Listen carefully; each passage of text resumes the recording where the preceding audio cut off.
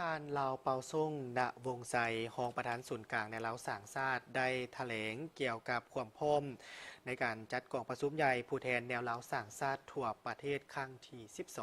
12กองประชุมใหญ่ผู้แทนแนวลาวสร้างชาติทั่วประเทศครั้งที่12จะจัดขึ้นอย่างเป็นทางการในระหว่างวันที่28ถึงวันที่29เมษายน2026เพื่อตีราคามากผลการจัดตั้งปฏิบัติมติกองประชุมใหญ่ครั้งผ่านมาซอกให้เห็นด้านดีที่จะต้องได้สืบต่อเสริมขยายและข้อโครงข้างที่จะต้องได้ปรับปรุงแก้ไขท่านลาวเปาซุ่งณวงไซรองประธานศูนย์กลางแนวลาวสร้างชาติได้แถลงข่าวต่อสื่อมวลชนในวันที่22เมษายน2026ว่ากองประชุมใหญ่ผู้แทนแนวลาวสร้างชาติทั่วประเทศครั้งที่12บ่เพียงแต่สรุปผลงาน5ปีผ่านมาแต่แม่นการกำหนดวิสัยทัศน์ใหม่เพื่อหัดแน่นความสามัคคีปองดองของทุกชั้นคนทุกชนเผ่าศาสนาและพี่น้องเชื้อชาติลาวอยู่ต่างประเทศให้กลายเป็นพลังแห่งสังรวมในการพัฒนาชาติพร้อมกันนี้แม่พวกเขาก็ได้หากาเกียมซึ่งได้ประกอบมีอยู่ใน6อนุกรรมการมหอดปัจจุบันนี้บรรดาอนุกรรมการดังกล่าวก็ได้เกียมพร้อมในการหากาเกียมโดยเฉพาะกระแมนด้านบุคลากรและก็กฎระเบียบของแนวสังชาติกาเกียมบรรดาเนื้อในปีนอ้อมกองประชุมใหญ่ผู้แทนแนวสังชาติทั่วประเทศครั้งที่12ของพวกเขาคาดคะเนว่าพวกเขาจะได้มีผู้ที่เข้าร่วมกองประชุมเท่านี้มันประมาณ600กว่าท่าน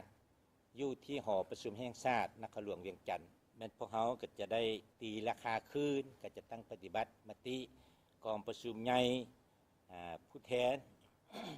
ในระดับสร้างชาติในครั้งที่11ผ่านมาพร้อมกันนี้พวกเขาจะได้วางคาดหมายในการจะตั้งปฏิบัติ5ปีต่อหน้าเพื่อเฮ็ดให้พวกเราได้สมทุกสติกำลังแห้งเพื่อได้สืบต่อผันขยายและจะตั้งปฏิบัติมติดังกล่าวให้ปรากฏผลเป็นจริงพวกเราได้เตรียมความพร้อมแล้วสำหรับเอกสารต่างๆและก็คำควรที่พวกเราก็ได้จะได้ติดซึ่งเป็นขบวนการหนึ่งให้แก่การชมเชยผลสำเร็จของกองประชุมใหญ่ผู้แทนในลาวสร้างชาติทั่วประเทศครั้งที่12ในเทื่อนี้กองประชุมใหญ่ครั้งนี้แม่นกันยืนยันถึงความเป็นผู้แทนแน่นหนาของชาติลาวขอเชิญชวนบรรดาพ่อแม่พี่น้องจงได้ติดตามข่าวสารในกองประชุมในเทื่อนี้